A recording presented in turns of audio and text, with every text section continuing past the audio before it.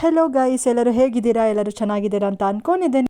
Exams ಹೆಂಗೋ ಮುಗೀತು, so ಅದಕ್ಕೆ ನಮ್ಮ ರಿಸಲ್ಟ್ಸ್ ಎಲ್ಲ ಒಳ್ಳೆ ರೀತಿಯಲ್ಲಿ ಬರಲಿ ಅಂತ ಬೇಡ್ಕೊಳಕ್ಕೆ ಹೋಗಿದ್ದೀವಿ. ಎಕ್ಸಾಮ್ ಮುಗಿದ್ಮೇಲೆ ಡಿಪ್ರೆಷನ್ ಇಂದ ಏನು ಮಾಡ್ತಿದ್ದಾರೆ ನೋಡಿ ಡಿಪ್ರೆಷನ್ ಗೈಸ್. ಎಷ್ಟು ದಿನದಿಂದ ಅನ್ಕೋತಿದ್ವಿ, ಅಂದ್ರೆ ಲೈಕ್ ಇಲ್ಲಿ ಬರೋ ಆಸೆ ಇತ್ತು ಪಂಚಮುಖಿ ಗಣೇಶ ಟೆಂಪಲ್ಗೆ.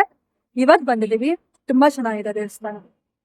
ದೇವಸ್ಥಾನದಲ್ಲಿ ಒಳ್ಳೆ ದರ್ಶನ ಆಯಿತು, ಹೊಟ್ಟೆ ಬೇರೆ ಹಸ್ಯಕ್ಕೆ ಶುರು ಆಯಿತು. ಸೊ ಹೋಟೆಲ್ಗೆ ಹೋಗಿ ಊಟ ಮಾಡ್ಕೊಂಡು ಸಂಜೆ ಪೆಟ್ ಕ್ಲಿನಿಕಲ್ಲಿ ಸ್ವಲ್ಪ ಕೆಲಸ ಇತ್ತು. ಚೀಕುಗೆ ಫಸ್ಟ್ ವ್ಯಾಕ್ಸಿನೇಷನ್ ಹಾಕ್ಸ್ಬೇಕಿತ್ತು. ಆಮೇಲೆ ಸ್ಪಿನ್ ಸಲೂನ್ಗೆ ಹೋಗಿ hair cut ಮಾಡಿಸ್ಬೇಕಿತ್ತು.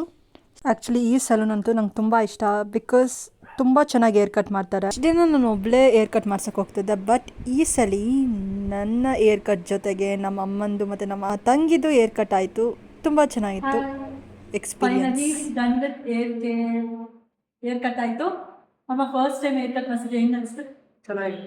Okay, let's go. ತಂಗಿಗಂತೂ ಫುಲ್ ಹೀರೋಯಿನ್ ವೈಬ್ಸ್. ಅವಳು ಲೆವೆಲಾಗಿ ಕಟ್ ಮಾಡಿಸಿದ್ಲು, ಸಖತ್ತಾಗಿ ಅವಳಿಗೆ ಸೂಟ್ ಆಗ್ತಿತ್ತು, ಸಖತ್ತಾಗಿ ಕಾಣ್ತಿದ್ಲು. ಆಮೇಲೆ ಏರ್ ಕಟ್ ಮುಗಿಸ್ಕೊಂಡು ಮನೆ ಹತ್ರ ಹೋಗ್ತಿದ್ದೇವೆ. ಇವನು ನೋಡಿ ಹೆಂಗೆ ನೋಡ್ತಿದ್ದಾನೆ ನಮ್ಮನ್ನ. Let's see our reaction. ನೋಡೋಣ ನಮ್ಮ ಅಮ್ಮಮ್ಮ ಏನು ಹೇಳ್ತಾರೆ ಅಂತ.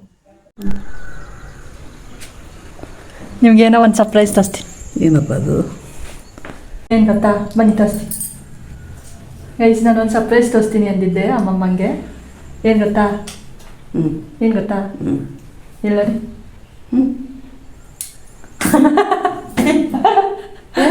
ಹಲವು ಸಂಗತಿಗಳ ನಡುವೆ ನಮ್ಮನ್ನು ಕಾಡುವಂತಹ ಕಟ್ಟ ಕಡೆಯ ಪ್ರಶ್ನೆ ಹೀಗೂ ಉಂಟೆ.